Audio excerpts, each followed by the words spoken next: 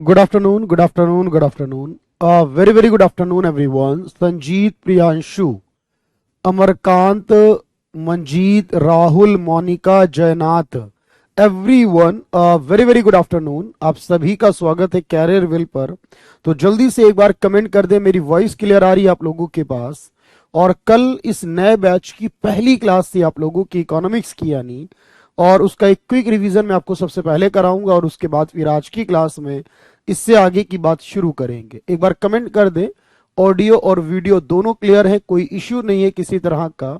Yes, thank you ओम। चलिए तो पहले क्विक रिवीजन कर लेते हैं। कल हमने बहुत अच्छे से समझने की कोशिश की, कुछ बेसिक नॉलेज के बारे में बात की हमने, और मैंने आपको बहुत सारी बातों में एक चीज सिखाई कि इकोनॉमिक्स वास्तव में क्या है। अगर मैं आपसे सवाल पूछता हूं, पहले आप मुझे बताएंगे कि इकोनॉमिक्स का मतलब आपके पॉइंट ऑफ व्यू से क्या होगा। कोई भी आंसर आप कर सकते हैं अपने बारे में, जल्दी से आप मुझे बताएं। पहले तो वेरी गुड आफ्टरनून। तो व्हाट इज इकोनॉमिक्स, अर्थशास्त्र क्या है अपने आप में? राइट आंसर करेंगे सभी। तो चलिए यहां पर याद रखना, DSSB का जो सोशल साइंस वाला पोर्शन है, आई थिंक वो आप बात कर रहे हो यहां पर, तो बहुत सारी हेल्प मिलेगी। और चलिए भी कवर कर रहे हैं, आप क्यों नहीं कर रहे हैं भाई? पीसीएस को पूरी तरह से कवर करना और उसकी हेल्प करना, ये दो अलग बातें होती हैं। 100% कवर अप करने की बात है अगर, तो वो ऑब्वियस है सब्जेक्ट स्पेशल में होता है, लेकिन अगर हम हेल्पफुल की बात करें, कंटेंट की बात करें, तो उतने लेवल का कंटेंट मिल जाता है, उसमें कोई प्रॉब्लम नहीं है। उसके साथ साथ ये याद रखिएगा, सीडीएस 100% होगा। तो आपने कहा सर अर्थशास्त्र का मतलब है सिलेक्शन ऑफ बेस्ट ऑल्टरनेट है, किसी ने कहा मैनेजमेंट ऑफ रिसोर्सेज भी है, किसी ने यहां पर कहा है बेसिक तौर पर डिस्ट्रीब्यूशन ऑफ रिसोर्सेज भी है। मैंने आपसे कहा था कि आपने रटना नहीं है चीजों को, और वही आपने किया भी ऑफुली, कि आपने एक एक आंसर अलग अलग देके बताया है कि आपको हर एक का आंसर डिफरेंट हो सकता है। दूसरा सवाल यह पूछा था मैंने कि इकोनॉमिक्स अराइज होने का कारण क्या हो सकता है। अगर आपको बताना है कि क्यों इकोनॉमिक्स आई है, क्यों इस प्रॉब्लम को हमने अराइज किया और सॉल्यूशन के लिए इकोनॉमिक्स की स्टडी करना शुरू की है, तो राइट आंसर आप मुझे बता रहे हैं सर, यहां से जल्दी से आंसर आ रहे हैं बिल्कुल। तो आप कहेंगे कि सर ये रिसोर्सेज की कमी की वजह से, संसाधनों का कम होना, स्केयर होना, यानी कि आप कह सकते हो या लिमिटेड होना, ये बहुत सारे रीजन दे सकते हैं इकोनॉमिक्स के आने के पीछे। Very good. इसके अलावा मैंने आपसे पूछा था कि who is called as father of economics. Father of economics यानी अर्थशास्त्र का पिता या जनक किसे कहा जाता है, माना जाता है? तो आप जानते हैं वो स्कॉटलैंड देश के हैं या यूनाइटेड किंगडम के हैं, और उनकी किताब है द वेल्थ ऑफ नेशन, और इनका नाम क्या है? Adam Smith. तो ये आपको याद करना है। इसके अलावा इकोनॉमिक्स वर्ड जो आया है, एक्चुअल में इकोनॉमिक्स शब्द जो आया है, ये कहां से आया है? आप जानते हैं किस लैंग्वेज से आया है? या इसका ओरिजिनल जो वर्ड है ओइकोनोमोस, जिसका शाब्दिक अर्थ क्या है, जिसका लिटरली मीनिंग क्या है? एक्चुअली हाउस होल्ड मैनेजमेंट है इसका मतलब। और ये ग्रीक भाषा से आए, यूनानी भाषा से, और यूनान बहुत पुरानी सभ्यताओं में से एक है, हम जानते हैं। तो इकोनॉमिक्स के बारे में हमने इतनी बात की थी लगभग, इससे आगे की बात मैं करूंगा। कौटिल्य के बारे में भी बात आई थी, उनकी किताब थी अर्थशास्त्र, जो उस समय की पॉलिटिकल कंडीशंस पर, पॉलिटिकल एस्पेक्ट्स के बारे में लिखी गई, राजनीति से संबंधित वो किताब थी। अब मेरी बात को ध्यान से सुनिएगा। हमने इकोनॉमिक्स को समझा है, लेकिन इकोनॉमी क्या होती है? कल आपको एक बात तो कंफर्म हो गई कि पहले समझ लें अगर, तो लिखना बेहद आसान हो जाता है। वही मैं आज भी करूंगा। अब थोड़ा सा इंतजार करिए, पेशेंस रखेंगे तो आपको एक एक चीज क्लियर होगी। मेरे शब्दों को सुनिए, बाद में नोट करवाऊंगा आपको। तो अगर मैं आपसे एक सवाल पूछूं, इकोनॉमी और इकोनॉमिक्स जो है दो टर्मिनोलॉजी है अलग अलग, ये मोस्ट ऑफ द टाइम आपने देखा होगा, कभी हम कहते हैं इकोनॉमी की क्लास है, कभी इकोनॉमिक्स की क्लास है, कभी सिलेबस में होता है इंडियन इकोनॉमी पूछी जाएगी, कभी सिलेबस में लिखा होता है इकोनॉमिक्स पूछी जाएगी। बेसिकली दोनों एक ही हैं। क्या दोनों में कोई डिफरेंस भी होगा या नहीं, समझना। जैसे मैं आपसे कहूं, आपने अकाउंट और अकाउंटिंग, अगर ये दोनों टर्म समझिए इससे पहले, मार्केट और मार्केटिंग ये दो टर्म्स होती हैं। जैसे अगर आपसे कहा जाए अकाउंट दिखाइए अपने, यानी आप अपने अकाउंट्स के बारे में बताइए, तो बेसिक तौर पर अकाउंट्स क्या है? एक कॉपी है, एक किताब है, एक कागज का टुकड़ा है, जिस पर आपने सारी डिटेल्स लिखी हुई है। उस डिटेल को, उस कागज के टुकड़े को कहेंगे अकाउंट है ये हमारा, इसमें सारी इंफॉर्मेशन है हमारी। लेकिन कौन सी इंफॉर्मेशन को कहां लिखना है, कौन सा डेबिट वाली साइड में लिखना है, कौन सा क्रेडिट वाली साइड में लिखना है, कैसे बैलेंस फाइंड आउट करना है, ये जो पूरा तरीका होता है, ये जो स्टडी होती है इस अकाउंट को बनाने के लिए, उस स्टडी को कहते हैं अकाउंटिंग। तो हम अकाउंटिंग सीखते हैं अकाउंट बनाने के लिए। एक होती है मार्केट, जैसे आपसे कहा मार्केट क्या है, बेसिकली एक जगह को कहा जाता है। जैसे आप कहते हो कि आपके शहर के अंदर, आपके राज्य के अंदर कोई भी जगह हो सकती है कि वो एक मार्केट है। लेकिन मार्केट एक स्थान की बात होती है, बायर होता है और सेलर होता है, खरीदने वाला होता है, बेचने वाला होता है। लेकिन उस मार्केट में कैसे मार्केटिंग करनी है, मतलब कैसे सामान को बेचना है, एक सेलर कैसे कन्विंस करेगा अपने बायर को कि वो सामान खरीद कर लेकर जाए उससे, वो जो तरीका होता है, वो जो स्टडी होती है, वो जो अप्रोच होती है, वो जो प्रोसेस होता है सर, उसे मार्केटिंग कहते हैं। अब मैं आपसे पूछ रहा हूं इकोनॉमी और इकोनॉमिक्स में क्या अंतर है। आप कहेंगे इकोनॉमी वो जगह है, इकोनॉमी वो एरिया है सर जहां रिसोर्स लिमिटेड है, जहां रिसोर्स लिमिटेड है, जहां पर हमारी डिजायर अनलिमिटेड है, जहां संसाधनों की कमी है, जहां समस्याएं हैं, उस इलाके को बोला जाएगा इकोनॉमी। याद रखना है, जैसे हमने कहा सर हमारे पास एक देश होता है, सबसे बड़ी यूनिट देश होती है, हम डिफरेंट देश में डिवाइड करते हैं, हम कहते हैं इंडियन इकोनॉमी के अंदर। मतलब इंडिया क्या है, एक ज्योग्राफिक एरिया है sir, India 32 lakh square kilometre का लगभग एक एरिया है, तो ये एक इकोनॉमी है। इसी के अंदर हमने राज्य बना दिए हैं बहुत सारे, तो वो राज्य की भी अपनी एक इकोनॉमी हो गई सर। इसका मतलब उस राज्य के अंदर हमने बहुत सारे शहर बना दिए, तो उन शहर की भी अपनी इकोनॉमी है, उसके साथ बहुत सारे गांव बना दिए, उसकी भी इकोनॉमी है। यानी हमने कहा प्रॉब्लम्स के बारे में। और कभी कभी ऐसा भी होता है एक एक देश में, देश एक होता है लेकिन इकोनॉमी दो हो जाती है। कैसे? जैसे आप कहेंगे कि सर इजराइल का मसला है, इजराइल और फिलिस्तीन, इजराइल के अंदर ही फिलिस्तीन है, यानी वो देश नहीं है फिलिस्तीन अलग से, फिलिस्तीन और इजराइल एक ही देश है वो पूरा, लेकिन दोनों अपने संसाधनों को, दोनों अपने तरीके के काम करने के लिए जो है वो अलग अलग यूज करते हैं। तो एक इकोनॉमी के, एक देश में दो इकोनॉमी भी हो सकती है, क्योंकि इकोनॉमी मैंने कहा देश ही हो ऐसा कुछ नहीं है। इकोनॉमी शहर हो सकता है, इकोनॉमी राज्य हो सकता है। इकोनॉमी का होना मतलब एक एरिया का होने से है। जैसे आप कहेंगे सर हांगकांग क्या अलग देश है, Hong Kong is a part of China, China से वो फ्रीडम मांग रहा है हांगकांग, लेकिन इकोनॉमिक तौर पर उसको देखें तो हर बार हम उसे अलग से लिखते हैं। तो कुछ समझ में आई ये बात मेरी? तो economy is a area, economics is a study. तो इकोनॉमिक्स स्टडी है। तो जब भी हम कहेंगे हम इंडियन इकोनॉमिक्स पढ़ेंगे, हमेशा याद रखना, या फिर हम ये कहेंगे प्रॉब्लम्स ऑफ इंडियन इकोनॉमी, याद रखना प्रॉब्लम्स ऑफ इंडियन इकोनॉमी पढ़ेंगे, तो उससे पता चलेगा कि वहां प्रॉब्लम की बात हो रही है। फिर एक तो ये याद करेंगे। दूसरी बात समझना, मैंने आपको एक और बात सिखाई कि जब हम कोई भी सिलेक्शन करते हैं, इकोनॉमिक्स का मतलब क्या है? चॉइस, सिलेक्शन, डिसीजन, कुछ भी कह सकते हो आप। जब हम कोई भी सिलेक्शन करते हैं, मैंने कहा हमारे पास मान लीजिए 5 ऑल्टरनेट हैं, 5 ऑप्शन हैं, A B C D E, 5 में से कोई भी मैं चूज कर सकता हूं। मान लीजिए आपको फिलहाल कोचिंग ज्वाइन करना है, स्टडी करनी है कॉम्पिटेटिव एग्जाम के लिए, तो आपने कहा सर ये 5 हमारे ऑप्शंस थे, लेकिन हमने पहले इसमें से क्या कर दिया कि कुछ जो थे, जो अननेसेसरी लग रहे थे, जिनकी रिक्वायरमेंट नहीं थी, उनको हटा दिया हमने, और रिमेनिंग बच गए 2। अब 2 लास्ट थे हमारे पास, अब 2 लास्ट थे, या 5 में से हमने एक को चुन लिया था। जो हमने सेलेक्ट कर लिया, ध्यान से सुनना, जो हमने सेलेक्ट कर लिया वो तो हमारा है, वो तो हमारा डिसीजन हो चुका है। लेकिन इसके अलावा जो सेकंड वाला था, जो हमने सेक्रीफाइस कर दिया है, भाई लाइव क्लास में मैं सबके कमेंट देखता हूं हमेशा, तो कोई फर्क प्रॉब्लम नहीं है, मेरे शब्दों को सुनो। मैंने हमेशा कहा है सुनने पे ध्यान दोगे तो मैं कमेंट अलग से देखूंगा आप लोगों के, कहकर कहूंगा कि आप कमेंट करिए, मैं देखने वाला हूं, लेकिन समझ लो पहले ध्यान से। बेसिक छूट गया ना अगर गलती से, तो 40 की 40 क्लासें बर्बाद हो जाएंगी फिर, इसलिए कमेंट पर ध्यान बिल्कुल ना दो अपने। तो आपने कहा सर एक चुनेंगे तो ऑब्वियस है दूसरा छूटेगा ही छूटेगा, हम दोनों को एक साथ सेलेक्ट कर ही नहीं सकते।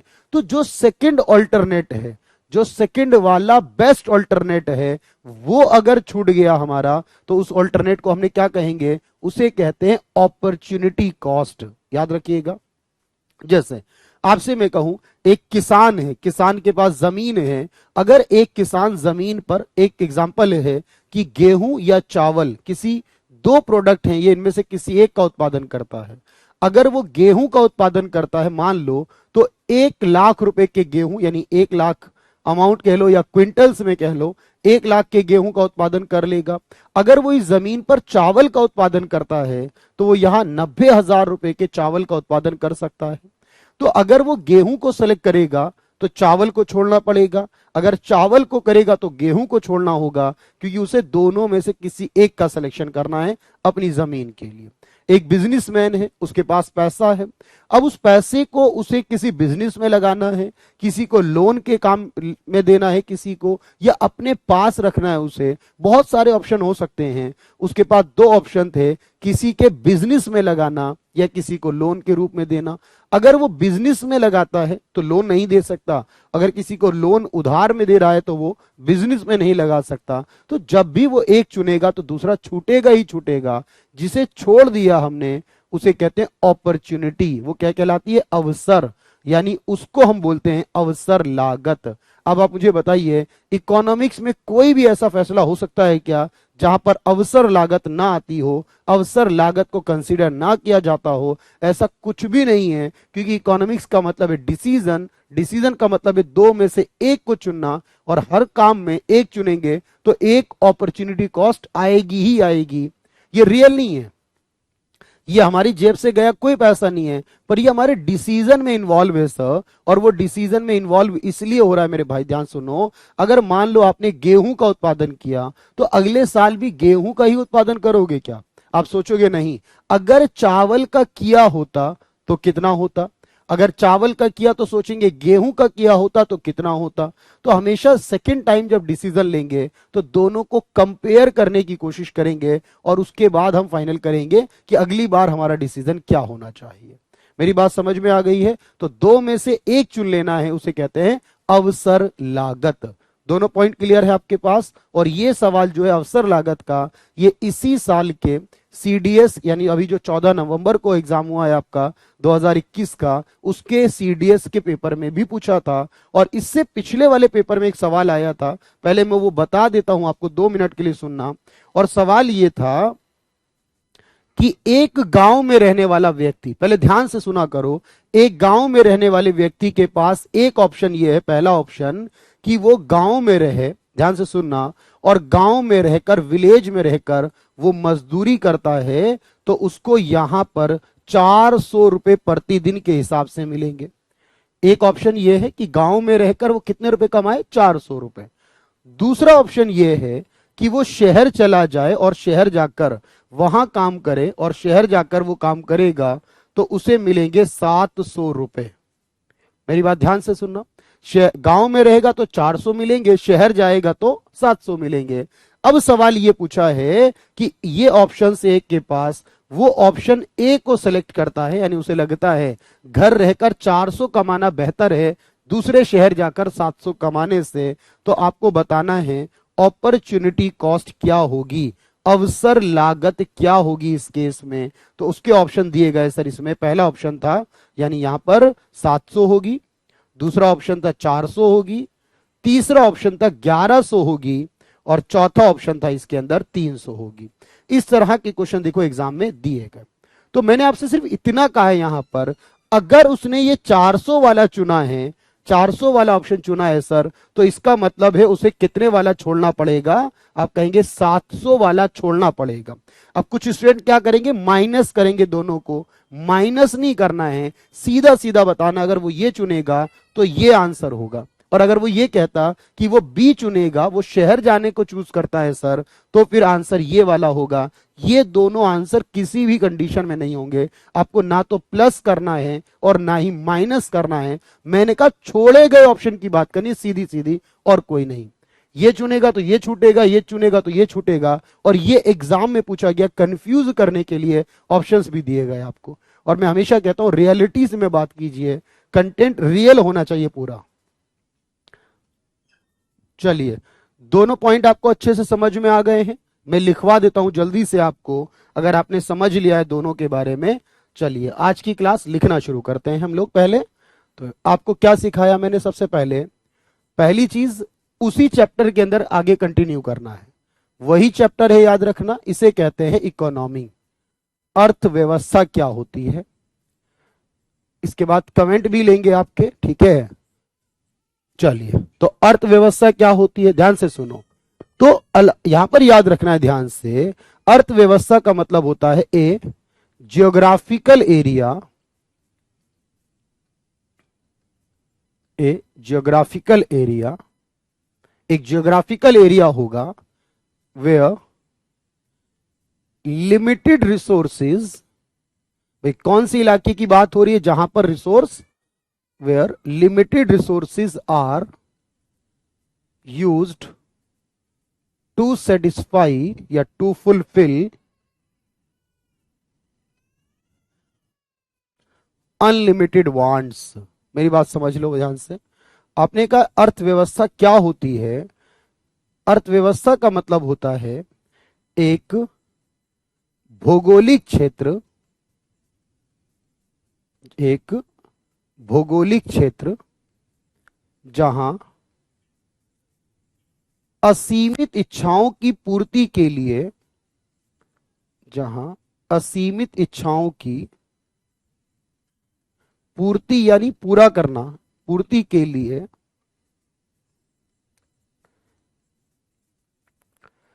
सीमित संसाधन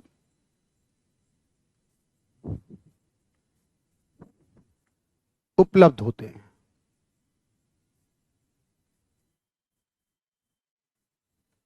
तो जहां पर सीमित संसाधन होते हैं, मैं सब कुछ पढ़ाऊंगा, प्लानिंग भी पढ़ाऊंगा, एवरीथिंग जो आता है एग्जाम में वो सारा कुछ होगा।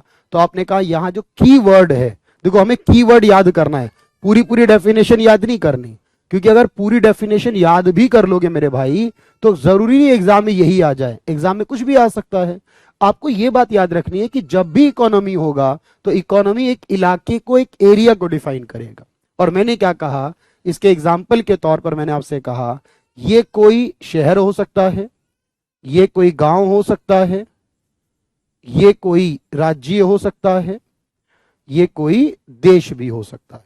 तो आपने कहा सर ये कुछ भी हो सकता है इसके अंदर, इसका मतलब तो उसे इकोनॉमी कहा जाएगा।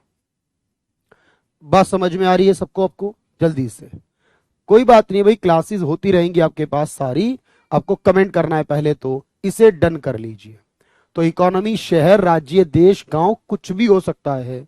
मेजर चीज क्या है, वो एक भौगोलिक क्षेत्र होना चाहिए, एक एरिया होना चाहिए। उज्जवल आज इकोनॉमी की क्लास है, बायो की क्लास आज नहीं है, ठीक है। चलिए, यस, थैंक यू।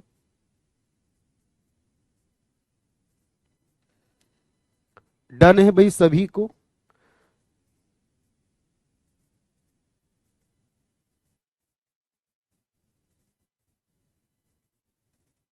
क्लियर है? चलिए नेक्स्ट पर चलेंगे। सेकंड पॉइंट मैंने आपको यह सिखाया, अपॉर्चुनिटी कॉस्ट क्या होती है। डन है, बिल्कुल प्रीलिम पहले हो जाएगा, कोशिश यही है। चलिए आगे देखते हैं भाई। नेक्स्ट मैंने आपको सिखाया अपॉर्चुनिटी कॉस्ट क्या होती है। अगला पॉइंट क्या है, देखो अपॉर्चुनिटी कॉस्ट, इसे हिंदी में कहते हैं अवसर लागत। अवसर लागत क्या है, देखो अवसर लागत का मतलब मैंने आपको बताया है, जब भी हम किसी एक का सिलेक्शन करते हैं और जो अल्टरनेट हम छोड़ देते हैं, अदर बेस्ट अल्टरनेट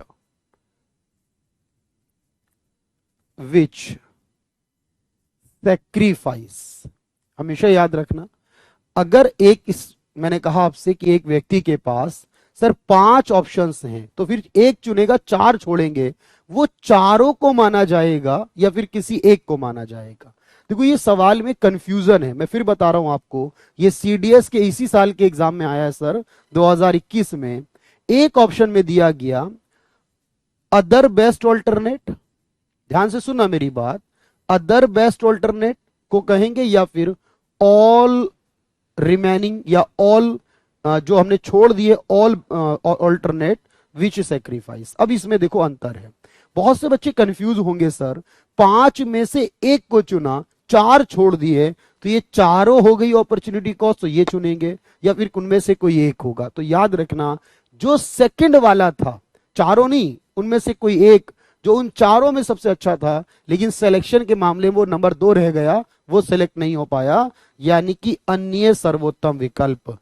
तो याद रखना है, एग्जामिनर कंफ्यूज कैसे करेगा आपको, तो आप कहेंगे अन्य सर्वोत्तम विकल्प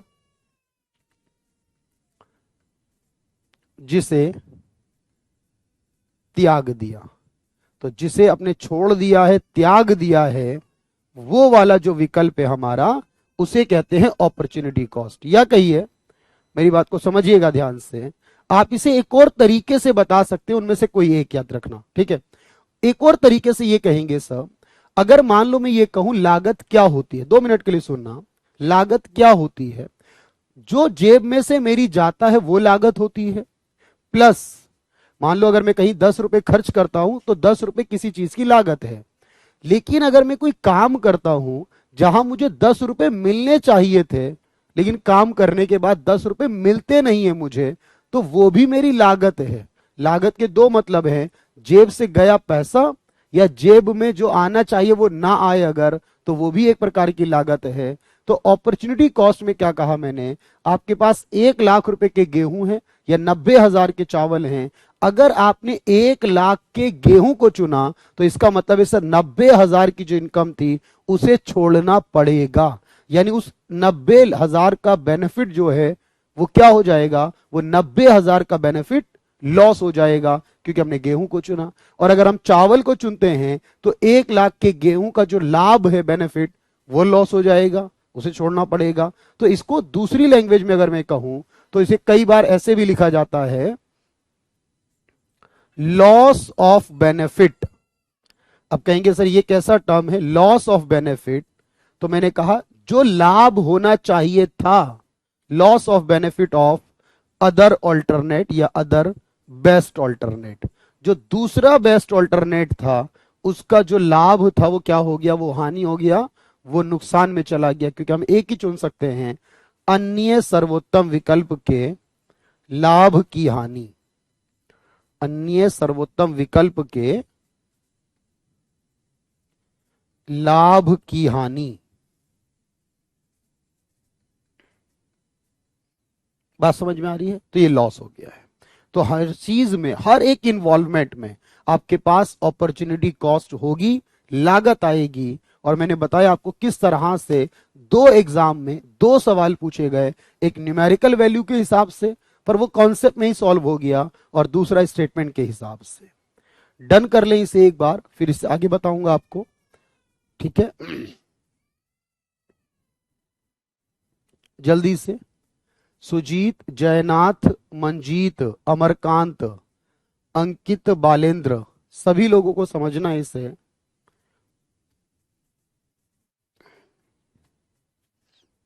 चलिए, बहुत अच्छे से।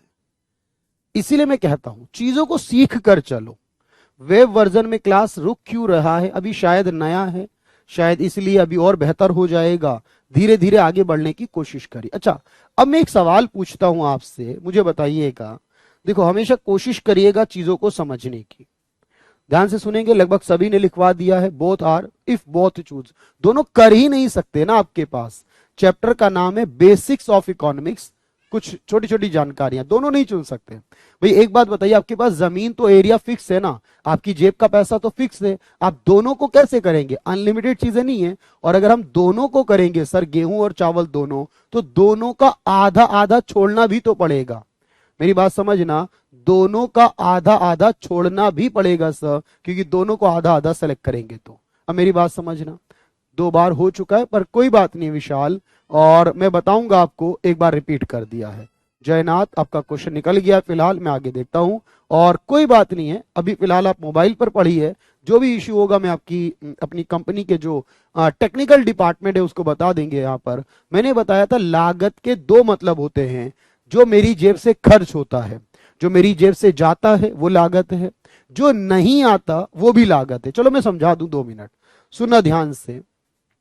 मैं आपसे एक सवाल पूछता हूं, आप मान लीजिए अपने ऑफिस से 5 दिन की छुट्टी लेकर कहीं घूमने के लिए गए हैं, और उस घूमने जाने के बाद वहां पर आपने रहने का, जाने का, सारे खर्चे मिलाकर 20,000 रुपए टोटल खर्च किए। ध्यान से सुनना मेरी बात। आपने 20,000 रुपए खर्च किए वहां जाकर, घर आया, हिसाब लगाया आपने, तो आप मुझे ये बताइए एक इंसान के हिसाब से आप क्या बताएंगे आपका टोटल खर्चा कितना हो गया? तो आप कहेंगे सर, एक नॉर्मल इंसान कहेगा भाई मैं 20,000 लेकर गया था और 20,000 खर्च हो गए मेरे, यानी मेरा घूमने का खर्चा 20,000 रुपए हुआ। लेकिन एक इकोनॉमिक्स पढ़ने वाला इंसान क्या कहेगा? लागत यानी कॉस्ट। एक इकोनॉमिक्स वाला स्टूडेंट ये कहेगा सर 20,000 तो वो गए जो मैं खर्च करके आया, और 5 दिन की सैलरी मान लो 5,000 रुपए मान लो, तो 5 दिन की सैलरी 5,000 रुपए वो जो मुझे कम मिलेगी, तो मेरी कुल लागत जो है वो 20,000 रुपए प्लस 5 दिन की छुट्टी के जो कटेगा पैसा, फॉर एग्जाम्पल 5,000 रुपए, तो उसके हिसाब से 25,000 हो गई। तो मैंने ये कहा अपॉर्चुनिटी कॉस्ट क्या है? जो जेब से जाती नहीं है, लेकिन वो है जो हमारे पास आती नहीं है। अब बात समझ में आ गई है? तो जो हमें दिखाई देता है सर, जो 20,000 दिखाई दे रहे हैं हमें, वो होती है एक्सप्लिसिट, मतलब दिख रही होती है हमें क्या इतना खर्चा हुआ। और जो 5,000 रुपए हमारे इन्वॉल्व है उसके अंदर, वो इम्प्लीसिट होती है, यानी वो दिखती नहीं है, वो वही जानता है जो एक्चुअल में पढ़कर आता है। उत्सव लॉग इन टू मच। भाई अभी मेरी बात समझो कि वेब वर्जन आ चुका है, लेकिन अभी थोड़ी सी प्रॉब्लम है अगर उसमें, तो उसको सॉल्व कर लेंगे, वो आप देख लीजिए। एक आध दिन में प्रॉब्लम हो जाएगी, मैं टेक्निकल टीम को कह दूंगा आपकी बात को। लेकिन फिलहाल अभी क्लास पर पूरा फोकस कर लेते हैं। यूपी कांस्टेबल और दिल्ली पुलिस का एग्जाम हो जाएगा, ये बात मैंने पहले दिन ही आपको बता दी थी। चलिए अब मेरी बात समझिएगा। अब मैं एक सवाल पूछ रहा हूं, कॉन्सेप्ट के बारे में बात कर रहा हूं आपसे, आप मुझे एक बात सोच के बताएंगे जल्दी से। देखिए होता क्या है, मान लो मैं आपसे एक सवाल पूछूं कि हम लोग बैंक में पैसा जमा करते हैं, हम सभी लोग करते हैं लगभग लगभग। भाई किसी के अकाउंट में 1,000 रुपए है, किसी के अकाउंट में 10,000 रुपए है। मैं आपसे सवाल पूछना चाहता हूं कि मान लो एक इंसान के अकाउंट में 1,000 रुपए हैं और उसने वो पैसा बैंक में जमा कर दिया 4% के इंटरेस्ट पर। मेरी बात ध्यान से सुनना, 4% के इंटरेस्ट पर हमने बैंक में पैसा जमा किया, ठीक है। 1 साल के बाद हमें कितना पैसा मिलेगा? आप कहोगे सर 1,040 रुपए मिलेंगे 4% के इंटरेस्ट के साथ। ऐसा ही होगा, 1,000 जमा करेंगे तो इसके बाद कितना मिलेगा? तो आपने कहा सर ये 1,040 हो जाएगा, आफ्टर इंटरेस्ट होगा। मेरी बात समझना। भाई बायोलॉजी की क्लास क्यों नहीं है? भाई ऐसा कोई रीजन नहीं होता है, सारी क्लासेस होंगी 1 बाय 1। मैं आपसे कह चुका हूं पहले ही, सबके ऑल्टरनेट यानी कि लगातार क्लास रोटेट होंगी। बायोलॉजी भी होगी, इकोनॉमिक्स भी होगी, पॉलिटी, हिस्ट्री, ज्योग्राफी भी होगी, सब क्लासेस होंगी शेड्यूल के हिसाब से। अभी जस्ट आप पढ़ने की कोशिश करिए। अब मेरी बात समझो, आपने बैंक में पैसा रखा है सर 4% पर। अब मैं एक सवाल पूछता हूं आपसे कि 1 साल बाद जब मुझे पैसा मिलेगा ये, तो मैं कितना फायदे में रहा? मुझे ये सोच के जवाब दीजिएगा।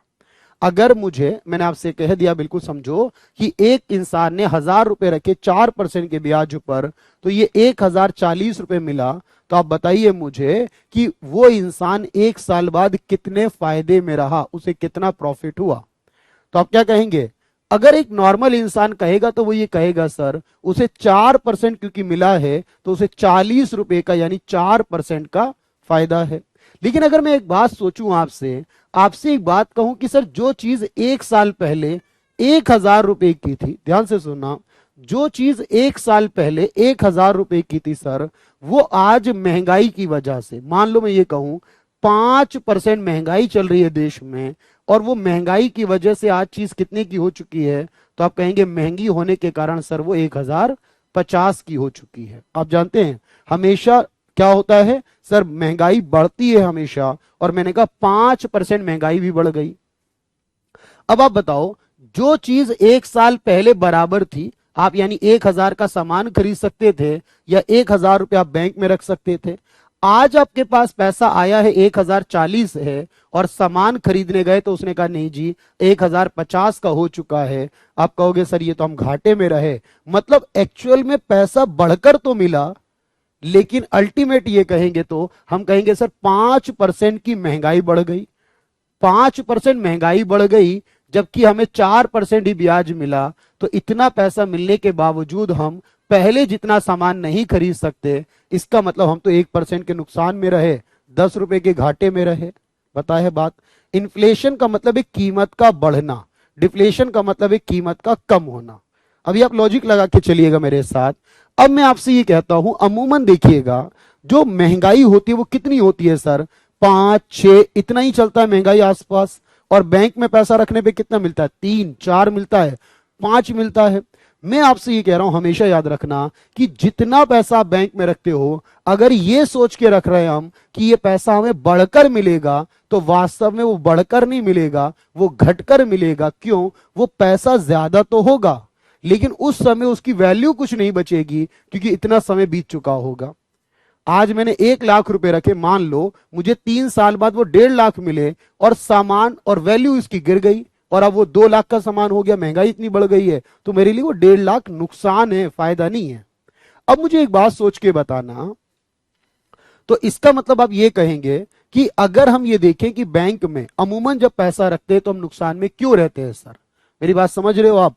तो यहां से बात समझ में आ गई। अब सवाल आता है कि जो बैंक वाले होते हैं, हमें ध्यान से सुनना, जो बैंक वाले होते हैं वो हमें क्या देते हैं? वो हमें देते हैं नॉमिनल इंटरेस्ट। मेरी बात ध्यान से सुनना, बैंक वाले हमें क्या देते हैं? नॉमिनल इंटरेस्ट देते हैं। हिंदी में बताऊंगा, सुनना ध्यान से। तो फायदा कैसे है? मैंने यही तो बताया, फायदा नहीं है। हाँ, फायदा कब होगा? जब आपसे मैं ये कहूं महंगाई चल रही है सर 5%, महंगाई चल रही है 5%, लेकिन आपको ये मिले 8%, तो तब भी याद रखना, तो भी 8% का फायदा नहीं है। तो आप कहेंगे सर ये 8% मिला तो 1080 का मिले हमें, 1050 अब उसकी कीमत हुई, तो भी 8% का फायदा नहीं। फायदा तब भी कितने का है? 3% का प्रॉफिट होगा, 8 का तब भी नहीं होगा। कहने का मतलब है प्रॉफिट निकालते हैं जब, तो पहले महंगाई को माइनस करके देखते हैं, क्योंकि महंगाई के कारण हमारी मनी की वैल्यू गिर गई होती है, इसलिए आपको पैसा ज्यादा भी मिले तो नुकसान हो सकता है। 3% या 30 का ही फायदा है, ना कि 80 का। अब देखो बैंक वाले हमें क्या देते हैं सर? बैंक ये देता है हमें, बैंक तो ये बताता है हमें, लेकिन जब इसमें से हम महंगाई को घटा देते हैं, यानी ये देख लेते हैं कि कितनी महंगाई चल रही है, इसे घटाकर देखेंगे सर, तब पता चलेगा हमें रियल इंटरेस्ट कितना है। रियल इंटरेस्ट रेट कैसे निकालेंगे? तो रियल जो होगा सर वो होना चाहिए पॉजिटिव। हम फायदे में कब होंगे? जब हमारा ये रियल इंटरेस्ट क्या होगा? प्लस वाला होगा। अगर ये माइनस में है तो नॉमिनल कितना भी हो सर हम नुकसान में रहेंगे, क्योंकि हमें ये नहीं देखना बैंक हमें क्या दे रहा है, हमें देखना है कि महंगाई के बाद हमें एग्जैक्टली कितना बच रहा है। अब मुझे बताओ आप सोचकर कि एक बात तो समझ में आ गई सर, बैंक हमारे फायदे के लिए नहीं, बैंक सिर्फ अपने फायदे के लिए काम करते हैं। ये तो पक्की हो गई आज बात। तो बैंक में कभी भी ब्याज के लिए नहीं रखना है, बैंक में अभी लिखना नहीं है, बैंक में जब भी रखना है तो ये सोच के रखना है सेफ रहेगा, सिक्योर रहेगा, हाँ जरूरत के समय मिल जाएगा और थोड़ा बढ़कर मिलेगा। क्योंकि अगर मैं आपसे ये कहूं कि सर फिर तो घर में रखने का फायदा है, मेरी बात समझना, आप कहो सर घर में रखने का फायदा है, तो मैं कहूंगा नहीं। अभी मेरी बात समझो, अगर मैं घर में रखता, ध्यान से सुनना, आपने कहा सर अगर हम इस पैसे को घर में ही रख लेते तब ज्यादा आसान होता, मैं कहता बिल्कुल भी मत रखना। क्यों? क्योंकि अगर घर में रखते तो कितना ब्याज मिलता। मेरी बात सुनना ध्यान से, आप कहोगे सर घर में रखने का कोई ब्याज नहीं होता, घर में रखने से कोई चीज बढ़कर नहीं मिलती। और ये 1000 जो होते 1 साल बाद भी कितने रहते?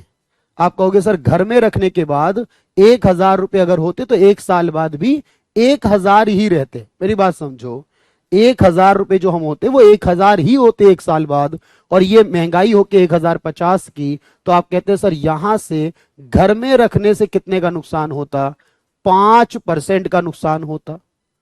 बात समझ पा रहे हो? अब मेरी बात समझो, तो आपने क्या कहा सर अगर घर में रखे तो 5% का नुकसान होता, क्योंकि महंगाई 5% बढ़ती, बैंक में रखते 4% मिलता तो 1% का नुकसान होता।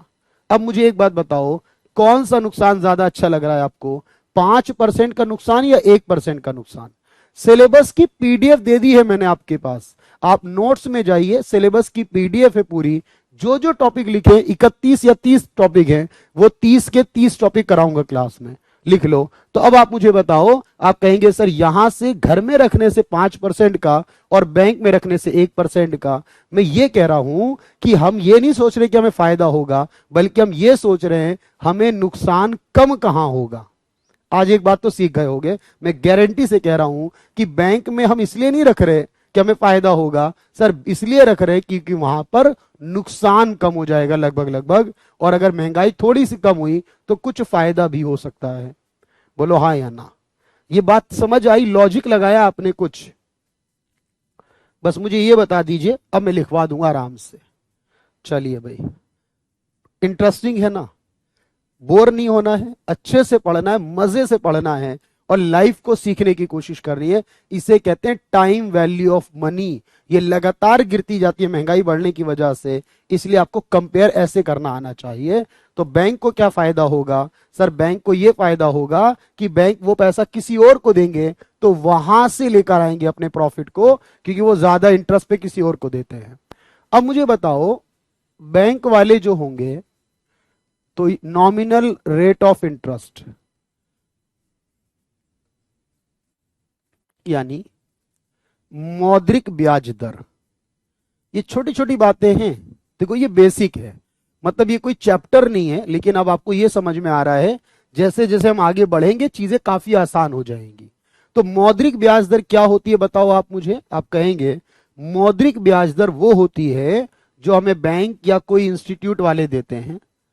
तो इसका मतलब है interest rate provided by banks, यानी फाइनेंशियल इंस्टीट्यूट। जिनके पास पैसा जमा करते हैं उनको बोलते हैं फाइनेंशियल इंस्टीट्यूट।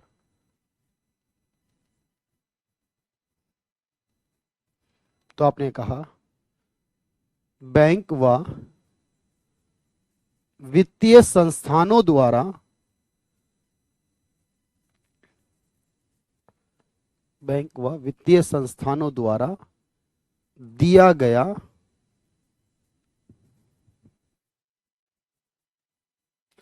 ब्याज दर या दी गई ब्याज दर जो उन्होंने हमें दिया।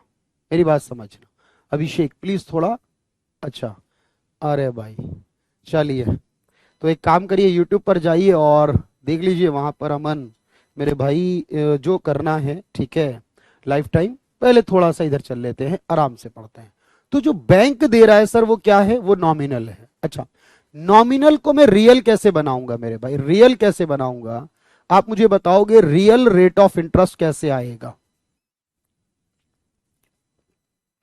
यानी वास्तविक ब्याज दर कैसा होगा? तो आप बताएंगे कि जो वास्तविक ब्याज दर होगा सर, ये हमें पता चलता है कब? आफ्टर एडजस्टिंग, जब हम महंगाई एडजस्ट कर देते हैं। अभी आपके कमेंट देखूंगा, पहले आप इसे नोट कर लीजिए। Interest rate after adjusting inflation rate, जो महंगाई की दर है उसको जब आप एडजस्ट कर लेते हो, यानी कि इसको माइनस कर लेते हो, उसके बाद जो आता है उसे रियल कहते हैं। मुद्रास्फीति या महंगाई कहते हैं जिसे, मुद्रास्फीति समायोजित करने के बाद ब्याज दर। तो जब आप ये कर लेते हैं उसके बाद जो ब्याज की दर आती है बेसिकली, उस ब्याज दर को आप लोग क्या कहेंगे सर? उसे कहा जाएगा रियल रेट ऑफ इंटरेस्ट। यानी अगर मैं आपसे कहूं कि एक फॉर्मूला बताइए कि रियल रेट ऑफ इंटरेस्ट जो होगा, रियल रेट ऑफ इंटरेस्ट कैसे निकलेगा, तो आपका आंसर क्या होगा? रियल रेट ऑफ इंटरेस्ट का फॉर्मूला बनेगा नॉमिनल रेट ऑफ इंटरेस्ट। याद रखना, नॉमिनल रेट ऑफ इंटरेस्ट, जो भी ब्याज दे रहे हैं बैंक वाले वो, माइनस रेट ऑफ इन्फ्लेशन, यानी महंगाई कितनी है उसको माइनस करने के बाद। ये वाला जो होगा इसे कहेंगे रियल रेट ऑफ इंटरेस्ट।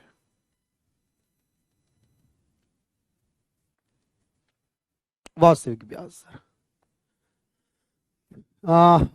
देखना होगा मुझे एक बार, सुनील कुछ कुछ हो सकता है, एक बार कंफर्म करते हैं।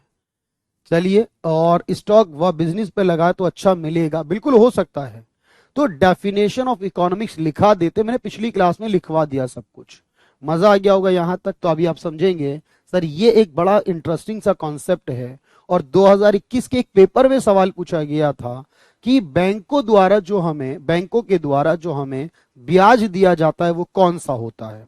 अब बच्चे वहां कंफ्यूज थे, रियल होता है या नॉमिनल होता है। ये तो सबको पता है बैंक ब्याज देते हैं, लेकिन ये हर स्टूडेंट को नहीं पता होगा। मैं आपसे गारंटी से कह रहा हूं, आप अपने साथ पढ़ने वालों से पूछ के देखिएगा जो कहीं भी स्टडी कर रहे हैं या जो अभी शुरुआत कर रहे हैं कि बैंक जो ब्याज देते हैं वो कौन सा होता है, वो इसमें कंफ्यूज हो जाएंगे। लेकिन आप हमेशा याद रखिएगा, बैंक जो देते हैं उसका सही आंसर है नॉमिनल रेट ऑफ इंटरेस्ट। लेकिन एग्जैक्टली हमारी मनी पे जो इंपैक्ट होता है वो होता है रियल रेट ऑफ इंटरेस्ट।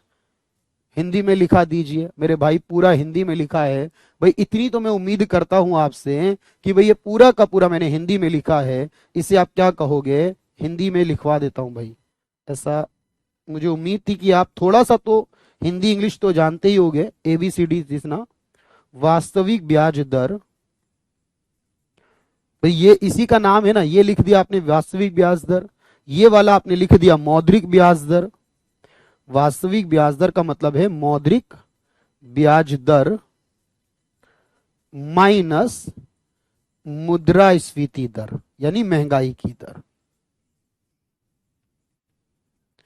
बात पूरी तरह समझ में आ गई। इन्फ्लेशन मतलब महंगाई, कीमत का बढ़ना। अगर इतनी % कीमत बढ़ जाए, मैंने कहा ना देखो, इन्फ्लेशन में आपको पूरा टॉपिक पढ़ाऊंगा, लेकिन अभी सिर्फ शुरुआत है। अभी जितना समझ आ रहा है उतना समझ के चलिए। ये बहुत डिफरेंट होने वाला है बाकी सबसे, बिल्कुल अलग होने वाला है, बिल्कुल अलग नए तरीके से पढ़ेंगे।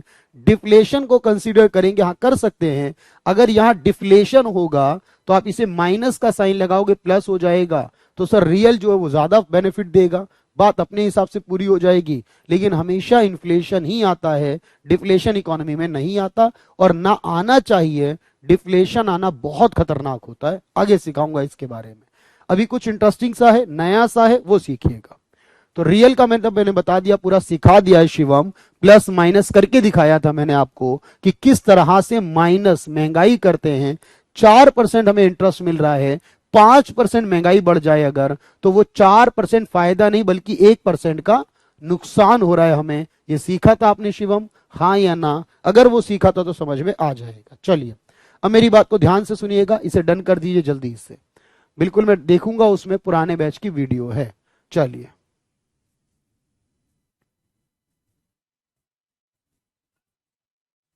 चलिए भाई, यहां पर याद रखिएगा, स्पेशली तौर पर नया और बेहतर कंटेंट याद रखिए। क्लियर हो गई बात? ठीक है भाई, बिल्कुल।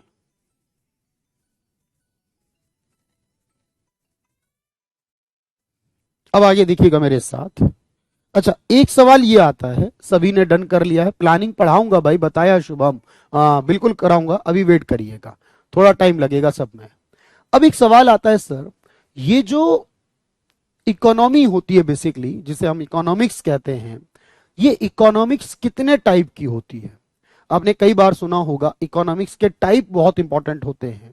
देखिए जब आप स्टडी करते हो, जैसे आपने मैथ्स पढ़ते हो भाई, कुछ चीजें अर्थमेटिक में पढ़ते हो और कुछ चीजें एडवांस में पढ़ते हो, कुछ इंडियन हिस्ट्री में पढ़ते हो, कुछ वर्ल्ड हिस्ट्री में पढ़ते हो।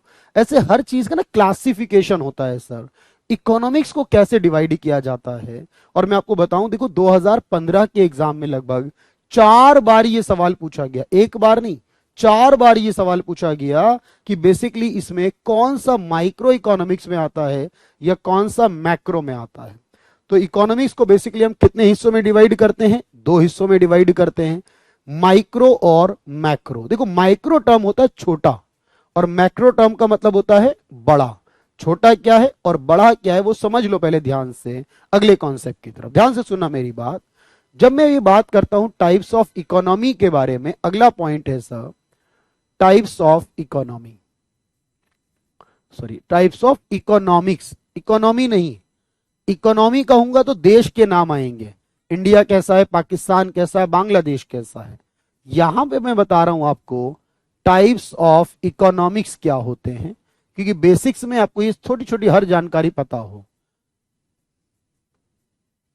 अर्थशास्त्र के प्रकार कितने होंगे, ध्यान से सुनना। अभी मैंने आपको बताया है बेसिक तौर पर क्या होगा।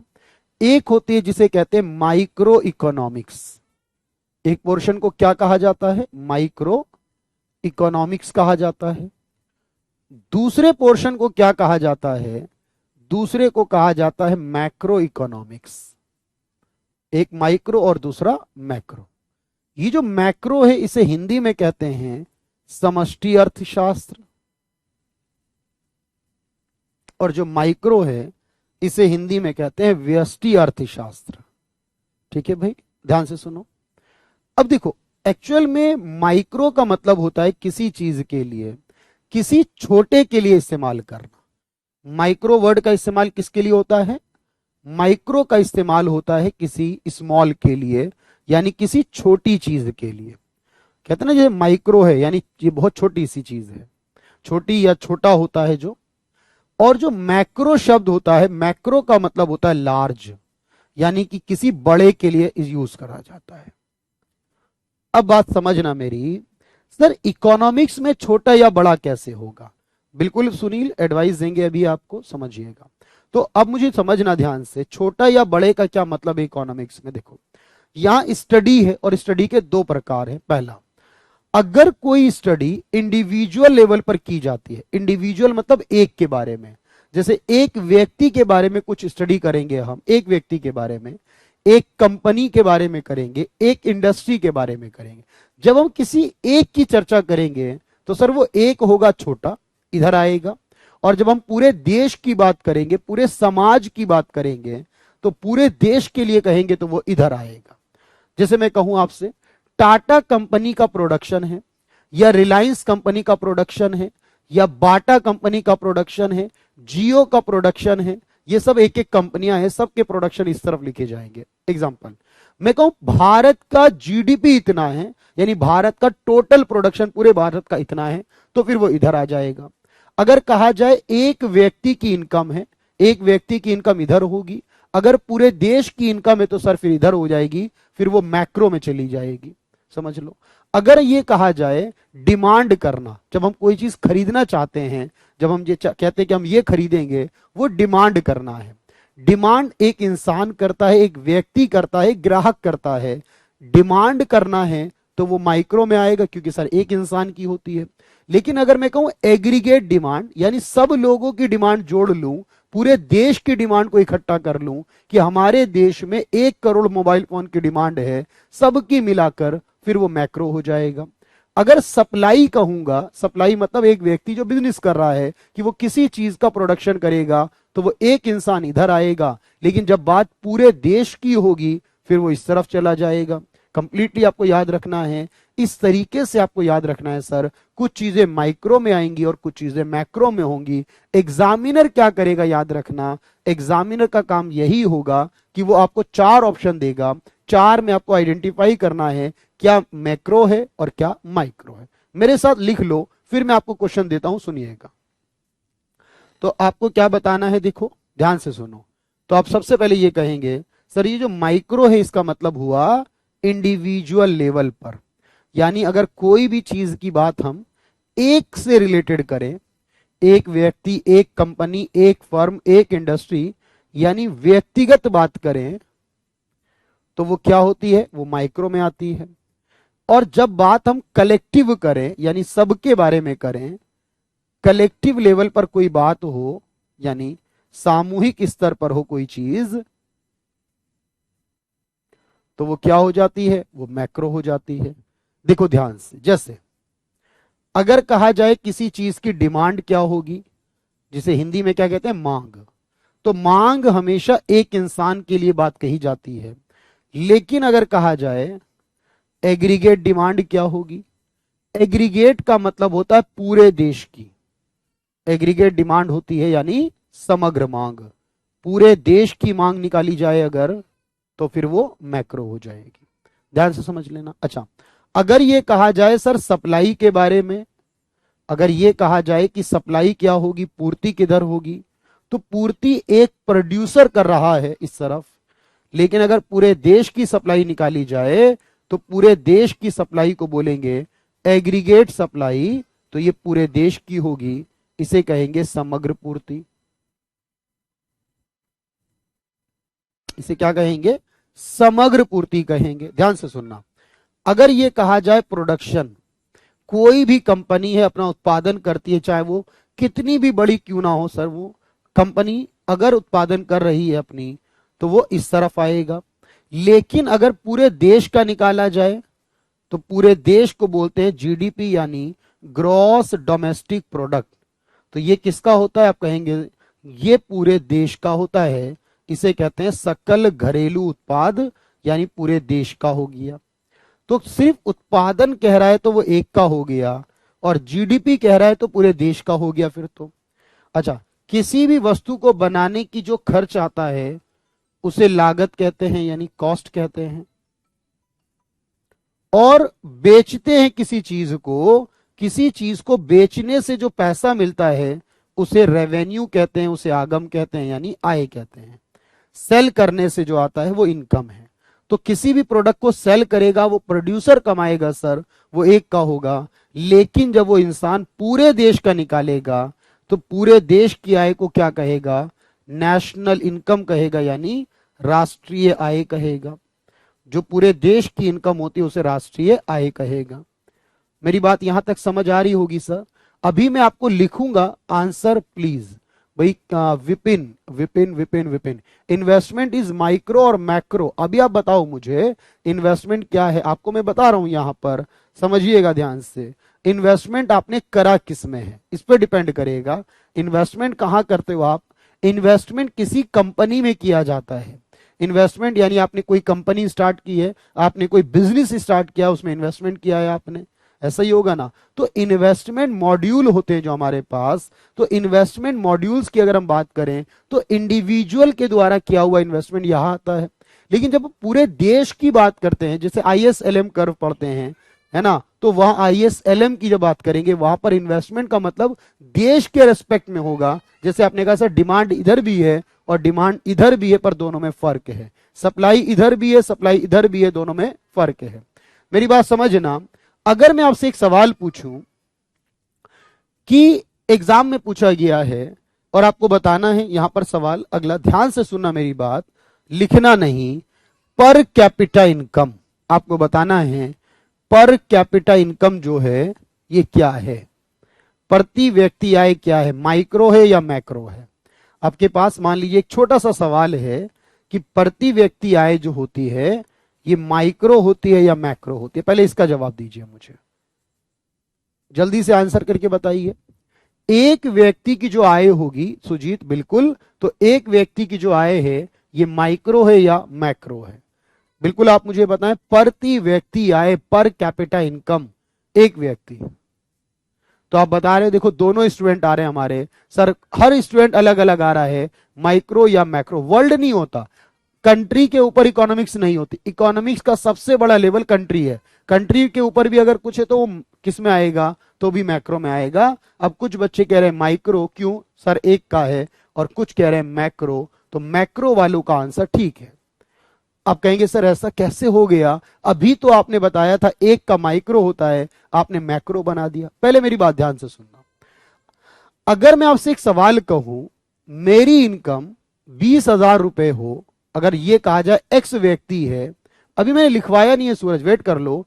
एक्स व्यक्ति की इनकम 20,000 रुपए हो मान लो किसी की, तो वो क्या हुआ सर, माइक्रो हुआ, एक व्यक्ति की है।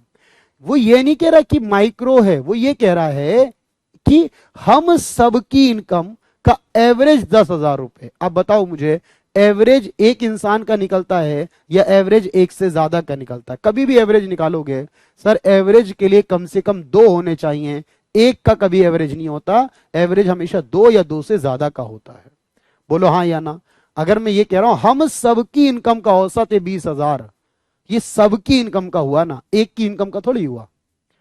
Average is always more than 1, हमेशा एक से ज्यादा का होता है।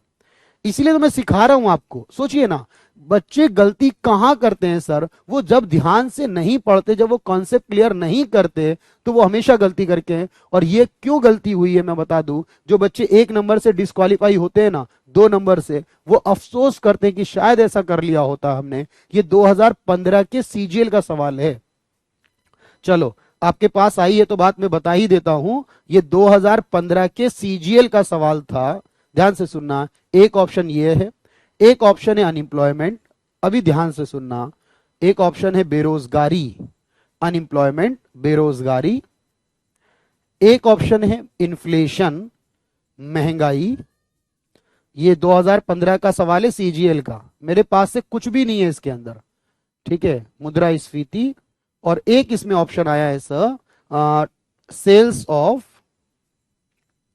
टिस्को कंपनी, जो टिस्को कंपनी है उसकी बिक्री। अब यहां पूछा है बताओ माइक्रो क्या है, सवाल पूछा है माइक्रो क्या है, इसमें से एक जो है वो माइक्रो है सर और बाकी मैक्रो है। अब मेरी बात समझना, मैक्रो कैसे होगा रूना, अभी अभी तो मैंने बताया आपको कि मैक्रो क्यों होगा, क्योंकि वो हमेशा एक से ज्यादा का है। अब देखो बच्चे, जहां पर क्या होता है सर, पहला ऑप्शन देखा, जल्दी में तो वैसे भी रहते हैं और लगा दिया सीधा कि प्रति व्यक्ति आय आ गया तो ये एक का होगा। अब मेरी बात समझ लो सर, जिसने ये करा और वो फेल हुआ होगा अगर, तो खुद को जिम्मेदार मानेगा, ये इसका राइट है क्योंकि ये मैक्रो में आता है। अब समझ लो बेरोजगारी, देखो हमेशा याद रखना सर टिस्को क्या है, देखो क्या फर्क पड़ता है टिस्को। मान लो मैं टिस्को को हटा दूं, मैं टाटा को लिख दूं, बोलो अगर मैं टाटा को हटा के रिलायंस की जियो को लिख दूं, क्या फर्क पड़ जाएगा इस बात से, सर ये टिस्को है क्या, इसको छोड़िए, पर ये पता है मुझे टिस्को क्या है, एक कंपनी का नाम है और एक कंपनी की बात है तो वो माइक्रो में होगी। वैसे टिस्को का मतलब है टाटा स्टील, इसी का नाम है Tata iron and steel company.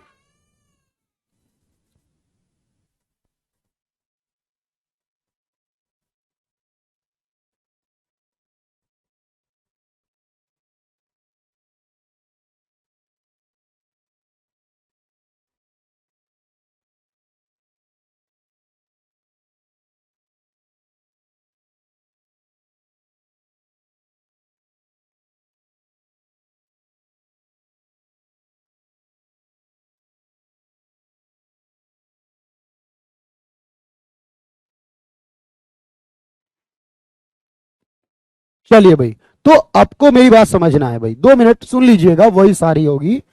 तो आपने कहा सर इस तरह के सवाल हमेशा आते हैं, कंफ्यूज करते हैं, गलतियां हो जाती हैं, गलतियों से बचिएगा, पूरा कॉन्सेप्ट समझिए। तो आपने कहा कि जो प्रति व्यक्ति आय होगी, जो पर कैपिटा इनकम होगी, वो भी इधर ही लिखी जाएगी। तो ये बात आपको आज एक नई सीखने को मिल गई होगी, क्योंकि 90% बच्चों ने गलत दिया था आंसर, 90% ने गलत दिया था, ये भी इधर आएगा। अच्छा अब मैंने बताया, अच्छा अगर मैं कहूं कि देश में महंगाई आती है, अच्छा डिफाइन कर दीजिए भाई शुभम, मैंने बताया कीमत का बढ़ना इन्फ्लेशन है, प्राइस इंक्रीज करना इन्फ्लेशन है, टाटा ग्रुप के अंदर ही कंपनी आती है, प्रति व्यक्ति आय कहते हैं। अच्छा अब मेरी बात समझो, अगर महंगाई आती है देश में तो क्या ऐसा होता है कि किसी एक के लिए रेट बढ़ते हैं और दूसरे के लिए घटते हैं? अगर महंगाई आती है देश में तो हमेशा सबके लिए आती है। जैसे अभी पेट्रोल की कीमत बढ़ रही है सर, महंगाई है ये, और ये बढ़ रही है तो सबके लिए बढ़ रही है, इसका मतलब ये है तो महंगाई क्योंकि सबके लिए होती है, इसे मुद्रास्फीति कहते हैं, या सिंपल शब्दों में कहूं तो इसी को महंगाई कहते हैं, है ना भाई। प्रति व्यक्ति आय मींस एवरेज इनकम, प्रति व्यक्ति मींस पर कैपिटा को डिफाइन कर दूं, मैंने बोल दिया per capita means VI company, क्या वीआई इज अ कंपनी, एक कंपनी का नाम है वीआई, तो माइक्रो ही होगी, फिर कोई सी भी क्यों ना हो। तो आपने कहा sir per capita income means average income, means average income. अच्छा जब हम गरीबी की बात करते हैं तो गरीबी एक इंसान की नहीं देखी जाती, गरीबी की बात हमेशा समाज के लिए होती है, यानी पूरे देश के लिए होती है। हमारे राज्य में इतने गरीब हैं, हमारे देश में इतने गरीब हैं, या दुनिया में इतने गरीब हैं, हमेशा बात गरीबी की जब भी करोगे आप तो गरीबी पूरे समाज का एक मुद्दा है, एक अकेले इंसान का मुद्दा नहीं है, समाज के लिए होगा, यानी बड़े के लिए। इसी तरह बेरोजगारी की बात करते हैं, जब बेरोजगारी टर्म लिखी जाती है, चाहे वो कोई भी बेरोजगारी आपको बताई जाए, तो बेरोजगारी एक नहीं होती। जैसे मान लो एक एग्जांपल आया कि देश में शिक्षित बेरोजगारी है, अब शिक्षित बेरोजगारी जो है, तो शिक्षित बेरोजगारी का मतलब कोई एक इंसान थोड़ी बेरोजगार है, शिक्षित बेरोजगारी का मतलब वो सारे लोग जो पढ़े लिखे और बेरोजगार हैं, इसका यही मतलब हुआ। तो वो मतलब है बेरोजगारी का हमेशा समाज से जुड़ा मुद्दा है। तो ये जो इफेक्ट होंगे, ये जो इंपैक्ट होंगे आपके, जैसे कि हम बजट बनाते हैं तो वो पूरे देश का बनेगा, राष्ट्रीय आय निकालेंगे, प्रति व्यक्ति आय निकालेंगे, जीडीपी निकालेंगे, ऐसा कुछ भी करेंगे आपका, तो ये किसके बारे में होगा? मैक्रो के बारे में होगा। अब मेरी कुछ बात समझ में आ गई होगी यहां तक। चलिए, वोडाफोन और आइडिया दो कंपनियां कहां हैं? किसने कहा? वोडाफोन और आइडिया दो कंपनियां हैं। अरे दो कंपनी मिलकर एक कंपनी बन चुकी है, VI. VI is a company, VI एक कंपनी का नाम है। कहां से दो कंपनियां आपने इसमें देख ली हैं? मुझे नहीं पता बिल्कुल। तो VI is a single company which is a merger of Vodafone and idea. तो वो पहले दो थी, अब तो एक ही है ना, ठीक है। जब मर्ज हो गई तो एक ही है फिर वो। अब मेरे एक सवाल का जवाब दे दो। तो आपने कहा सर रेवेन्यू का मतलब क्या होता है? कुछ स्टूडेंट पूछ रहे हैं यहां पर। रेवेन्यू का मतलब होता है income from sale of product.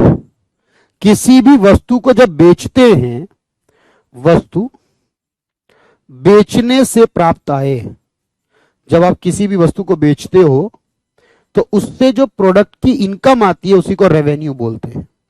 मेरी बात समझो, जब आप कोई भी प्रोडक्ट बेचते हो तो प्रोडक्ट को बेचने को रेवेन्यू। जीएस में बेस्ट स्कोर क्या करें भाई? कम से कम 25 क्वेश्चन आते हैं, 20 प्लस क्वेश्चन ठीक करने होंगे, तब आप बाकी जगह सिक्योर फील कर पाओगे। इससे कम में बिल्कुल भी नहीं। कम से कम 20 यानी 40 का स्कोर कम से कम जीएस में रहना चाहिए। 25 क्वेश्चन में से 20 ठीक करना है, तो ये इस तरफ आएगा। अच्छा, जब ये सब कुछ इधर होगा, खरीदने वाला किधर है? आप बताओ मुझे। आप कहेंगे सर खरीदने वाला जो है वो इधर है, बेचने वाला किधर है? वो इधर है। खरीदने वाला इधर है, बेचने वाला इधर है, और जहां खरीदा जाएगा बेचा जाएगा वो बाजार भी किधर होगा? तो बाजार भी इधर ही होगा। जहां खरीदने वाला होगा, बेचने वाला होगा, तो बाजार क्या है? बाजार एक जगह है जहां पर बायर सेलर मिलते हैं। बायर भी माइक्रो है, सेलर भी माइक्रो है, और जहां पर वो जगह है वो भी अपने आप में माइक्रो एक जगह है वो, जहां ये दोनों मिलकर ट्रांजैक्शन करते हैं। अब मेरी बात सुना, एक एग्जाम पूछ रहे सर कि रेवेन्यू वो अलग होते हैं। रेवेन्यू बहुत सारे शब्द होते हैं एक्चुअल में, कि ये कृषि किधर आएगी? पहले मुझे बताओ, कृषि नहीं आएगी किधर भाई? कृषि किधर भी नहीं आएगी। कृषि कहां से जाएगी? कृषि कुछ नहीं है, बल्कि आप ये पूछो सर किसान किधर आएगा? किसान द्वारा किया गया उत्पादन किधर आएगा? एग्रीकल्चर का प्रोडक्शन किधर आएगा? तो आप पहले मुझे बताओ किसान कितने हैं? तो आप कहोगे सर किसान एक इंसान है, और एक किसान जितना भी उत्पादन करेगा वो माइक्रो में होगा। और जब मैं पूरे देश का बताऊंगा कि हमारे देश में गन्ने का कुल उत्पादन इतना हुआ, पूरे देश का जोड़ लूंगा तो मैक्रो हो जाएगा। हमेशा एक किसान की बात है माइक्रो में, और पूरे देश के किसानों को जोड़ूंगा तो मैक्रो में होगा। ये बात सीखनी थी। एक आखिरी सवाल का जवाब दे दो मुझे, और ये बेसिक कॉन्सेप्ट आपके पूरे हो गए। आखिरी सवाल ये है मेरा, आपको बताना है प्राइस थ्योरी किधर आएगी? आपको बताना है सर प्राइस थ्योरी क्या है? प्राइस थ्योरी माइक्रो है या प्राइस थ्योरी मैक्रो है? ये सोच के जवाब दे दो। प्राइस थ्योरी यानी कीमत नीति या मूल्य नीति। जो कीमत नीति है या मूल्य नीति है, आपको यह बताना है एग्जाम में। यह सवाल एग्जाम में आया था कि प्राइस थ्योरी क्या होती है।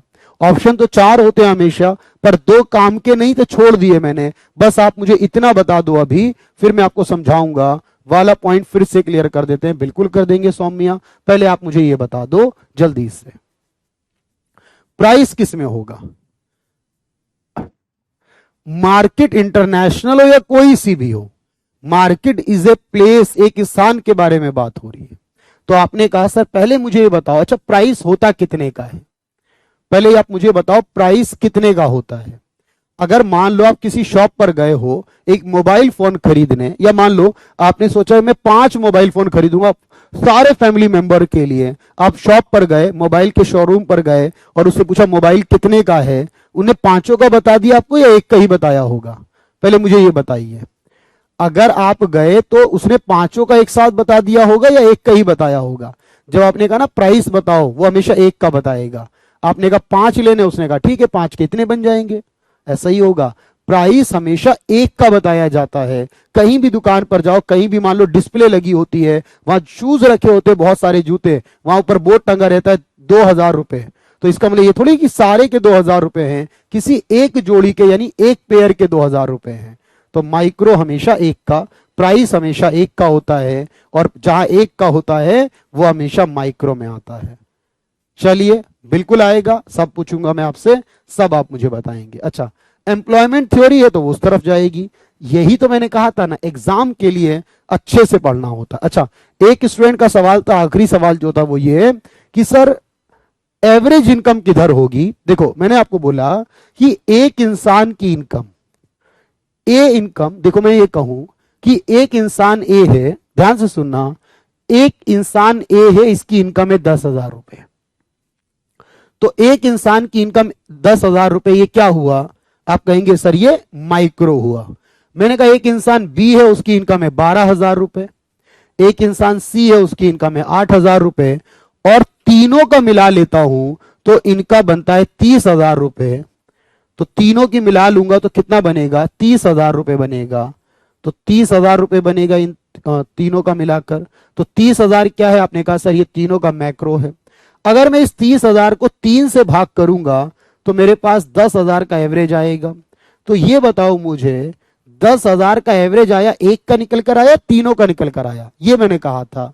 तो जो टोटल इनकम है वो भी मैक्रो होगी, और इससे निकलने वाली एवरेज भी मैक्रो होगी सर, क्योंकि ये एक इंसान की नहीं है, बल्कि ये 10,000 रुपए की औसत ये तीनों का मिलाकर है, इसलिए ये भी मैक्रो में होगा।